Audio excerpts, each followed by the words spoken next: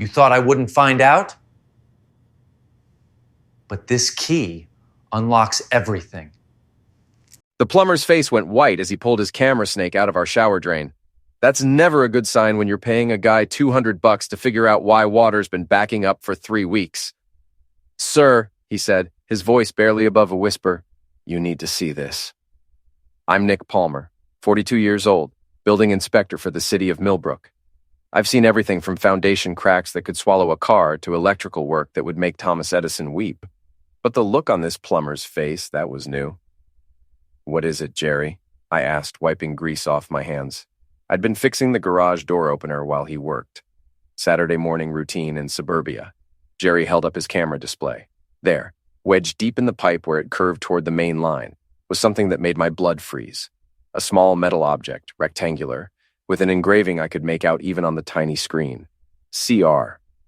The initials were clear as day. Chad Rourke, my wife Lena's personal trainer, the guy she'd been taking extra sessions with for the past 6 months. The same Chad Rourke who drove the flashy red Camaro and wore gold chains like he was auditioning for a mob movie. "How long has this been down there?" I asked, my voice steady despite the earthquake happening in my chest. Jerry shook his head. "Hard to say. Months, maybe longer. But sir." He leaned closer, lowering his voice like we were in church. "This isn't something that just falls down a drain. Someone had to push it pretty far down to get it wedged like this." I stared at the screen.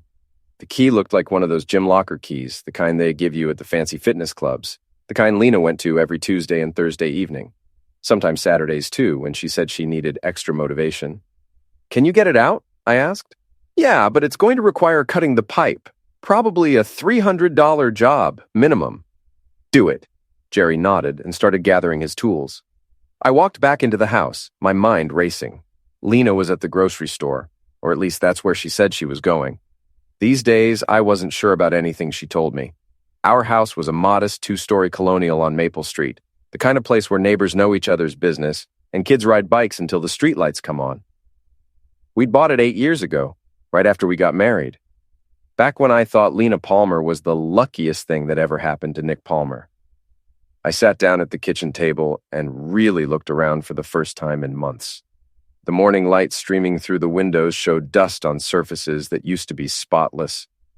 Lena had always been meticulous about cleaning, but lately she'd been distracted. "Busy with work," she'd say. "The gym's expanding, and I need to train more clients." Lena worked as a fitness instructor at Elite Fitness, the upscale gym on the north side of town. She'd started there 2 years ago, after getting her certification. Said she wanted to help people transform their lives. Apparently, she'd been transforming more than just their workout routines. The front door opened, and I heard Lena's voice calling out, "Nick, whose van is that in the driveway?" "Plumber," I called back. "Shower drain's finally getting fixed." She appeared in the kitchen doorway, grocery bags in both hands. At 38, Lena still looked like the aerobics instructor she was, blonde hair always perfect, makeup flawless even for a grocery run, wearing yoga pants that probably cost more than my work boots. "Oh, good," she said, setting the bags on the counter. I was getting tired of showering in the guest bathroom. I watched her unpack groceries. Organic this, gluten-free that. She'd gotten into health food around the same time she started working at the gym, around the same time she started coming home late with stories about difficult clients and equipment maintenance. "How was the store?" I asked. "Fine. Crowded for a Saturday." She didn't look at me when she answered, just kept putting items away with mechanical precision. The sound of Jerry's pipe cutter started up from the bathroom. Lena glanced toward the noise, and I could have sworn I saw something flicker across her face. Worry. Fear. It was gone before I could be sure. "I'm going to change clothes," she said. "That noise is giving me a headache." She disappeared upstairs, and I heard our bedroom door close. A minute later, the shower in the guest bathroom started running. Funny how her headache didn't stop her from taking a shower right next to the source of the noise. Jerry appeared in the kitchen 20 minutes later, holding a small plastic bag. Inside was the key, cleaned off and gleaming under our kitchen lights. "Here you go," he said, handing me the bag. "Strangest thing I've pulled out of a drain in 30 years of plumbing." I held the key up to the light. The engraving was even clearer now, CR, in fancy script letters. On the back was a number, 247. "Thanks, Jerry. What do I owe you?" $350 like I said, but sir? He glanced toward the stairs where the shower was still running. I don't know what's going on here, but be careful. People who hide things in drains, they're usually hiding bigger things too. I paid him cash and walked him to the door. As his van pulled out of the driveway, I stood there holding that key, feeling like my entire world had just shifted on its axis. The shower upstairs shut off. A few minutes later, Lena came downstairs in a fresh outfit, jeans and a sweater that hugged her in all the right places. She'd always dressed well, but lately it seemed like she was dressing for someone else's benefit. All fixed? She asked, nodding toward the master bathroom. Yeah, Jerry got it all sorted out. I held up the key. Found the problem. Her face went completely pale. For a split second, her carefully constructed composure cracked, and I saw raw panic in her eyes. What is that? She asked, but her voice had gone up half an octave. Good question. Jerry found it wedged in our shower drain. Looks like a gym locker key. See the initials? CR. I turned it over in my palm. Number 247. You wouldn't happen to know whose locker that is, would you? Lena's mouth opened and closed like a fish gasping for air. She reached for the key, but I closed my fist around it. Nick, I can explain. I bet you can. I pocketed the key. But here's the thing, Lena. I don't want to hear it. Not right now. Right now, I want you to think real hard about what you're going to say next. Because whatever comes out of your mouth is going to determine what happens to our marriage. She stared at me for a long moment. I could practically see the wheels turning in her head, calculating, trying to figure out how much I knew and how much I was guessing. It's not what you think, she finally said. Really? Because what I think is that my wife has been screwing around with Chad Rourke, and somehow his locker key ended up in our shower drain. So please enlighten me. What should I be thinking instead? The color drained from her face completely now. Nick, please, let me explain. Explain what? How his key got into our drain. Or explain why you've been coming home late 3 nights a week smelling like someone else's cologne. Or maybe you want to explain why you started password protecting your phone 6 months ago. She sank into one of the kitchen chairs, her perfect composure finally cracking. I never meant for this to happen. And there it was, the confession I'd been dreading and expecting in equal measure. How long? I asked. Nick, how long, Lena? She stared at her hands. 4 months. 4 months. While I'd been working 10-hour days inspecting buildings and coming home to kiss her hello. While I'd been planning our vacation to Colorado and talking about maybe starting a family. While I'd been living in a marriage, she'd been living a lie. I need some air, I said, heading for the door. Nick, wait. We need to talk about this. I turned back to her. No, Lena, we really don't. What we need is for you to figure out where you're going to be staying tonight because it's not going to be here. You can't just throw me out of my own house. Watch me. I grabbed my keys and wallet and headed for the garage. As I backed out of the driveway, I could see Lena standing in the kitchen window, her phone already pressed to her ear, probably calling Chad, or her sister, or her lawyer. I didn't care anymore. The Floodgate was exactly the kind of dive bar you'd expect to find in a town like Millbrook. Dim lighting, sticky floors, and the kind of regulars who knew everyone's business before they did. It was also where my brother Marty spent most of his Saturday afternoons, which made it the perfect place to drink away the worst day of my marriage. I found Marty at his usual spot at the end of the bar, nursing a beer and watching college football on the ancient TV mounted in the corner. At 45, Marty looked like what I might become if I stopped caring about everything. Graying hair, permanent 5 o'clock shadow, and the kind of cynical expression that came from 20 years as a city cop before taking early retirement. Well, look what the cat dragged in, he said as I slumped onto the bar stool next to him. Let me guess, Lena finally drove you to drink. Something like that. I signaled the bartender, a woman named Dolores who'd been serving beer at the Floodgate since before I was born. Whiskey. Make it a double. Marty raised an eyebrow. That bad, huh? I pulled the key out of my pocket and set it on the bar between us. Found this in my shower drain this morning. Marty picked it up, squinted at the engraving, and let out a low whistle. Chad Rourke, that pretty boy from the gym. The very same. Well, crap. Marty set the key down and took a long pull from his beer. How long you been suspecting? Couple months, maybe longer. You know how it is. You don't want to believe it, so you make excuses. Late nights at work. Girls' weekends that don't include any girls I know. New underwear that never makes an appearance when I'm around. Dolores slid my whiskey across the bar. I downed it in one gulp and immediately regretted it. I wasn't much of a drinker, but desperate times called for desperate measures. "So, what's the plan?" Marty asked. "Plan? Come on, Nick. You didn't come here just to drink yourself stupid. You want revenge. I can see it in your eyes." He was right, of course. The hurt was there, sure, but underneath it was something darker. Something that wanted to make Lena and Chad pay for what they'd done to my life. "I want to destroy them," I said quietly. "Both of them." Marty grinned. "Now you're talking. But we're going to do this smart. No assault charges, no restraining orders. Nothing that gets you arrested or costs you the house in the divorce. We're going to ruin them the right way." "The right way?" "Public humiliation, social destruction, financial ruin. Make them pariahs in this town." He signaled Dolores for another round. "Trust me, little brother. I've seen enough cheating spouses to know how this works. The key is making sure everyone knows what they did and making sure they can't come back from it." Over the next 2 hours, Marty laid out what he called the Scorched Earth Protocol. It was devious, thorough, and completely legal. By the time we were done planning, I felt better than I had in months. "First things first," Marty said, pulling out his phone. "We need evidence. Real evidence. Not just a key in a drain." "What kind of evidence?" "Photos, texts, witnesses, stuff that'll hold up in divorce court and destroy their reputations." He scrolled through his contacts. "I know a guy who does private investigation work, former cop, very discreet, very thorough." "That's expensive."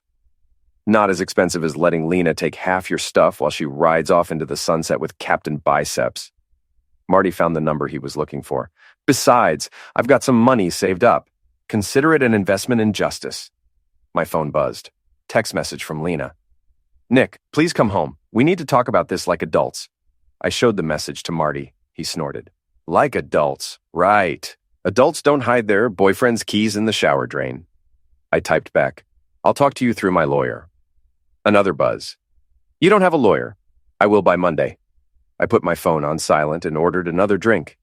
The floodgate was starting to fill up with the Saturday night crowd construction workers, factory guys, and various other members of Millbrook's blue-collar aristocracy. These were my people, the ones who understood that marriage meant something and cheating wives deserved whatever they got. "Nick Palmer," a voice called out from across the bar. "Heard you were having some domestic troubles." I turned to see Tommy Kowalski, an electrician I'd worked with on several job sites. He was grinning like he'd just won the lottery. "News travels fast," I said. "Faster than you think. Chad Rourke's been bragging about his conquest all over town. Says he's got some married woman wrapped around his little finger."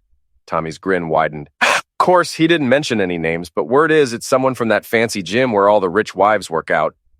The rage that had been simmering in my chest all day suddenly flared white hot. "He's been bragging?" "Oh yeah, real proud of himself. Says she's been buying him presents, taking him on weekend trips, the whole 9 yards. Tommy leaned closer, lowering his voice.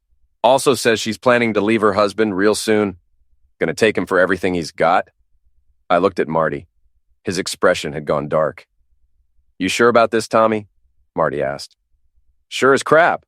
Heard it from 3 different people.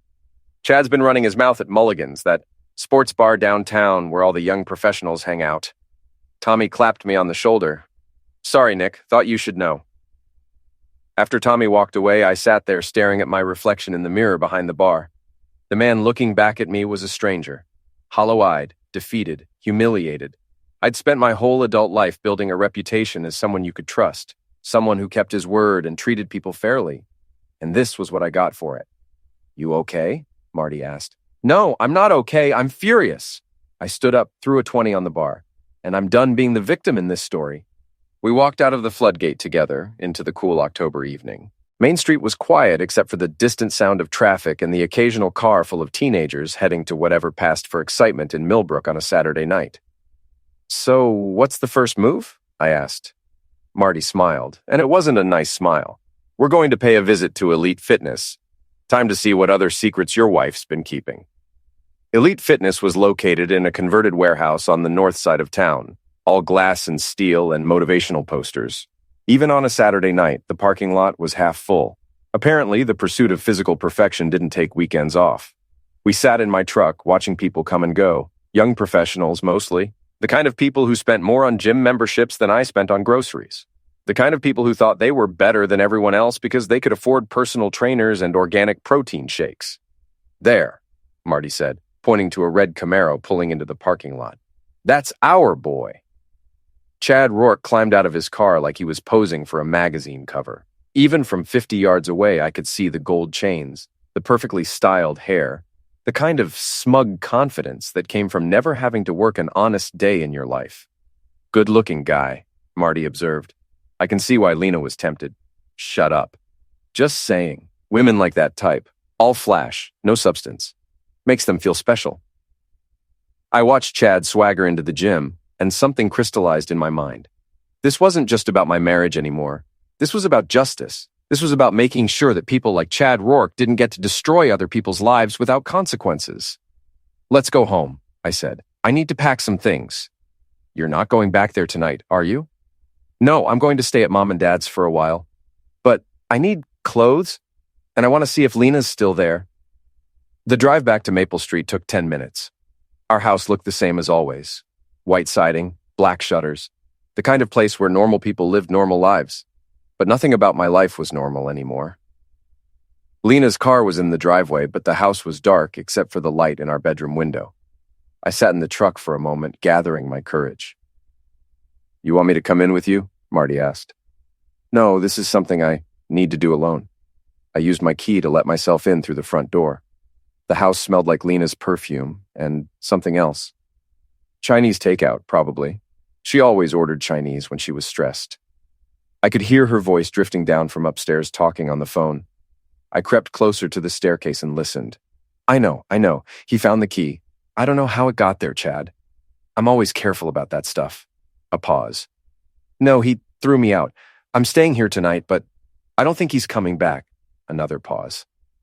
What do you mean? What am I going to do? I'm going to divorce him and take half of everything, just like we planned. I'd heard enough. I walked upstairs, not bothering to be quiet about it. The bedroom door was closed, but I could still hear Lena's voice. I have to go. He's here. I opened the door without knocking. Lena was sitting on our bed in her pajamas, her phone clutched in her hand. She looked guilty and defiant at the same time. I thought you weren't coming back, she said. I'm not. I just need some clothes. I walked to the closet and started pulling shirts off hangers. Nice phone conversation, by the way. Really classy stuff. You were listening? Hard not to. You weren't exactly whispering. I grabbed a suitcase from the top shelf and started packing. So you and Chad had this whole thing planned out, huh? The divorce? Taking half my stuff? How long have you been working on that little scheme? Lena didn't answer. She just sat there watching me pack, her face a mask of cold calculation. I want you to know something, I said, not looking at her. I loved you. For 8 years, I loved you more than anything in the world. I would have done anything for you, given you anything you wanted. And you threw it away for some gym rat with gold chains and a sports car. Nick, I'm not finished. I turned to face her. You want a divorce? Fine. You'll get your divorce. But you're not getting half of anything. By the time I'm done with you, you'll be lucky to get the clothes on your back. She laughed, actually laughed. You can't stop me from getting what I'm entitled to, Nick. I've already talked to a lawyer. Really? Which lawyer? Jennifer Morrison. She specializes in women's rights and divorce cases. I smiled. Jennifer Morrison, good choice. She's expensive, but she's worth it. Too bad you won't be able to afford her much longer. What's that supposed to mean? I zipped up my suitcase and headed for the door. It means you picked the wrong husband to screw over, Lena. It means you have no idea who you're dealing with. And it means that by the time this is over, everyone in this town is going to know exactly what kind of person you really are. I was halfway down the stairs when she called after me. You can't do anything to me, Nick. I know people in this town. I have friends. I stopped and looked back up at her. So do I, Lena. So do I. Monday morning found me sitting in the office of Patricia Hendricks, the best divorce attorney in 3 counties. Pat was a small woman in her 50s with steel gray hair and the kind of sharp eyes that missed nothing. She'd handled my neighbor's divorce 2 years ago and had absolutely destroyed his cheating ex-wife in court. So let me make sure I understand this correctly, Pat said, reviewing the notes she'd taken. Your wife has been having an affair with Chad Rourke for approximately 4 months. You have physical evidence in the form of his locker key found in your shower drain. You have a witness who heard him bragging about the affair in public. And you have a recording of your wife discussing plans to divorce you and take half your assets. That's right. And you want to pursue a fault-based divorce on grounds of adultery. I want to destroy her, I said. Legally, financially, socially. I want to make sure she gets nothing and everyone in town knows why. Pat leaned back in her chair, studying me. Mr. Palmer, I've been practicing family law for 25 years. I've seen a lot of angry husbands come through that door.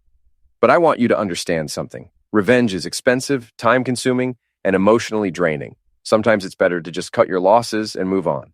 Not this time. Okay. She opened a fresh file folder.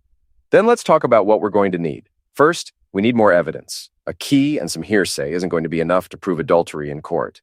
We need photos, documentation, witnesses who will testify under oath. I've got that covered. I slid a business card across her desk. My brother knows a private investigator. Guy's already started surveillance. Good. Second, we need to protect your assets. Do you have any joint bank accounts, credit cards, investment accounts? Joint checking and savings. She's got access to about $15,000 total. We need to freeze those accounts today. Also, I'm going to get a temporary restraining order preventing her from disposing of any marital assets. Pat made more notes. Third, we need to document everything. Every conversation, every text message, every interaction. From now on, you don't talk to your wife unless it's in writing or with witnesses present. What about the house? That's tricky. You can't legally force her to leave, but you can make it uncomfortable for her to stay. Change the locks, shut off her credit cards, make it clear that she's not welcome. Pat looked up at me. How vindictive do you want to get? As vindictive as the law allows, she smiled. I like you already, Mr. Palmer. My retainer is $5,000. How soon can you get me the money? An hour later, I was sitting in my truck outside Elite Fitness, talking to Tony Ricci, the private investigator Marty had recommended. Tony was a compact man in his 40s with the kind of unremarkable appearance that made him perfect for surveillance work. Your wife's schedule is pretty predictable, Tony said, flipping through a small notebook. She's here every Tuesday and Thursday from 7 to 9 p.m., supposedly teaching classes. But here's the interesting part. There are no classes scheduled during those times. So what's she doing here? Meeting Chad Rourke in his office. They spend about an hour together, then leave separately. Last Thursday, they met at the Marriott downtown, stayed for 2 hours. Tony handed me a manila envelope. Photos from the hotel. Nothing explicit, but clearly intimate. Holding hands, kissing in the parking lot, that kind of thing. I looked through the photos, feeling my anger build with each image. There was my wife, the woman I'd married and trusted and loved, wrapped in another man's arms. There's more, Tony continued. I've been monitoring her social media, her email, her phone records. She's been very careful, but not careful enough. They've been planning weekend trips together, talking about their future, even looking at apartments. Apartments? Yeah, seems like the plan was for her to divorce you, take half your assets, and move in with Chad. They've been apartment hunting for the past month. The betrayal cut deeper than I'd expected. It was one thing to know your wife was cheating. It was another thing to realize she'd been planning your destruction for months. What else do you need from me? I asked. Access to your house. I want to plant some recording devices, maybe a camera or two. If they're meeting there when you're not around, we need to document it. She's staying there tonight. I'm at my parents' place. Perfect. I'll go in tomorrow while she's at work. Give me a key and the security code. I handed over my spare key and wrote down the alarm code. How long before we have enough evidence? Another week, maybe 2. But, Mr. Palmer, I have to ask, are you sure you want to go down this road? Once we start exposing this affair, there's no going back. Your private business becomes public knowledge. Everyone in town will know what happened. Good. Let them know. Let them see what kind of person Lena really is. That evening, I had dinner with my parents at their house on Oak Street. Mom had made pot roast, my favorite meal, and Dad had opened a bottle of wine. They were trying to be supportive, but I could see the questions in their eyes. So, what's the plan, son? Dad asked over dessert. Are you going to try to work things out with Lena? No, Dad, there's no working this out. She made her choice. Marriage is hard work, Nick, Mom said gently. Sometimes people make mistakes. Maybe if you went to counseling... Mom, she's been planning to divorce me and take half my money. This wasn't a mistake. This was a calculated betrayal. Dad nodded grimly. Then you do what you have to do, but do it smart. Don't let anger make you stupid. After dinner, I went for a walk around my old neighborhood. Oak Street was quiet. lined with mature trees and modest houses where working-class families had raised their kids and lived their lives. It was the kind of place where people still believed in marriage and loyalty and keeping your word. My phone buzzed. Text message from Lena. Nick, I'm sorry about what you heard last night. I was upset and said things I didn't mean. Can we please talk? I showed the message to Marty, who had joined me for the walk. She's scared, he said. Probably talked to her lawyer today and found out she's not going to get as much as she thought. What should I tell her? Nothing. Let her sweat. The longer she goes without knowing your plans, the more mistakes she'll make. We walked in silence for a few minutes, past the elementary school where I'd learned to read, past the park where I'd played Little League baseball, past the corner store where I'd bought candy with my allowance money. This was my town, my life, my history, and Lena had tried to take it all away from me. You know what really pisses me off? I said finally. What's that? I would have given her a divorce if she'd just asked for it. If she'd been honest with me, told me she wasn't happy, wanted something different. I would have been hurt, but I would have understood. We could have split things fairly, remained friends, moved on with our lives. But that's not what she wanted. No. She wanted to have her cake and eat it too. She wanted to keep me around as the stable, reliable husband while she had her fun with Chad. And when she was ready to move on, she was going to take half of everything I'd worked for and leave me with nothing. Marty stopped walking and turned to face me. So what are you going to do about it? I thought about that question for a long moment. What was I going to do? The old Nick, the trusting husband who believed in playing fair and taking the high road, would have quietly accepted the divorce and tried to move on with his life. But the old Nick was dead. He died the moment I saw that key in the plumber's hands. I'm going to make them pay, I said. Both of them. I'm going to make sure they lose everything that matters to them. Their reputations, their relationships, their futures. I'm going to make them pariahs in this town. And how exactly are you going to do that? I smiled, and I could feel that it wasn't a nice smile. I'm going to give this town something it loves more than anything else. A scandal. A big, messy, public scandal that everyone will be talking about for years. Tuesday evening, I was parked across the street from Elite Fitness, watching Lena's car in the parking lot. Tony was positioned on the other side of the building with a telephoto lens, documenting her meeting with Chad. At 8:30, my phone rang. It was Tony. They're leaving separately, he said. Your wife's heading to her car now. Chad's staying behind, probably to maintain the illusion that this was a legitimate business meeting. Where are they going next? Based on their pattern. Probably the Marriott again. I'll follow your wife. Keep documenting. No, I said. I've got a better idea. Follow Chad instead. I want to see where he goes when he thinks no one's watching. 20 minutes later, Tony called back. You're not going to believe this. He went straight to Murphy's pub downtown. He's sitting at the bar, bragging to anyone who'll listen about his married girlfriend. Murphy's pub was an upscale establishment that catered to young professionals, the kind of place where Chad would feel right at home. It was also the kind of place where gossip spread like wildfire. I'm on my way, I said. Mr. Palmer, I don't think that's a good idea. If he sees you, he won't see me. I'm just going to listen. Murphy's was crowded for a Tuesday night, full of 20 and 30-somethings in business casual attire, drinking craft beer and pretending to be more important than they actually were. I found a table in the back corner where I could see the bar but remain relatively invisible. Chad was holding court with a group of guys I didn't recognize, gesturing animatedly with a beer in his hand. I couldn't hear everything he was saying, but I caught enough to make my blood boil. Completely wrapped around my finger. Thinks she's going to leave her husband for me, taking him for everything he's got. One of his friends laughed. Dude, you're living every guy's fantasy. Hot older woman paying for everything, and you don't even have to commit. Best part is the husband has no idea. Guy's a total loser, some kind of building inspector or something. Probably hasn't satisfied her in years. I gripped my beer bottle so hard I thought it might shatter. Every instinct I had was screaming at me to walk over there and introduce Chad's face to the bar, but Marty's words echoed in my head. Do it smart. Don't let anger make you stupid. Instead, I pulled out my phone and started recording. She's already talked to a lawyer about the divorce. Gonna take half his house, half his retirement, everything. Then we're going to get a place together. Maybe move somewhere warmer, Florida maybe, or California. What if the husband finds out before the divorce goes through? Chad laughed. What's he going to do? Guy's a nobody. No connections, no money, no power. Even if he finds out, there's nothing he can do about it. I had enough. I finished my beer, left money on the table, and walked out of Murphy's with 15 minutes of audio that would destroy Chad Rourke's life. Wednesday morning, I met with Pat Hendricks again to review the evidence Tony had gathered. The photos, recordings, and witness statements painted a clear picture of an ongoing affair and a conspiracy to defraud me in the divorce proceedings. This is good, Pat said, reviewing the materials. Very good.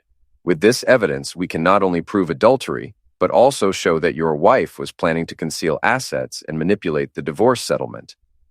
What does that mean for me? It means you're going to get everything. The house, your retirement accounts, your personal property, all of it. She might get spousal support for a few months, but that's about it. Pat smiled. It also means we can pursue criminal charges for fraud and conspiracy. Criminal charges? Absolutely. What she and Chad were planning constitutes conspiracy to commit fraud. That's a felony. They could both face jail time. The idea of Lena in handcuffs was more appealing than it should have been. How long before we can file the divorce papers? I asked. End of the week. But Mr. Palmer, I want to prepare you for what's going to happen next. Once we file these papers and release this evidence, your wife is going to fight back. She's going to try to discredit you, claim you're lying, maybe even accuse you of misuse or harassment. Are you ready for that? Let her try. I've got nothing to hide. Good. Because this is about to get very ugly, very public, and very personal. Make sure you're prepared for that. I was prepared. I'd been preparing for this my whole life without knowing it. Every honest day's work, every promise kept, every time I'd chosen to do the right thing instead of the easy thing. My reputation in this town was built on 30 years of integrity. Lena's reputation was about to be built on 30 minutes of evidence.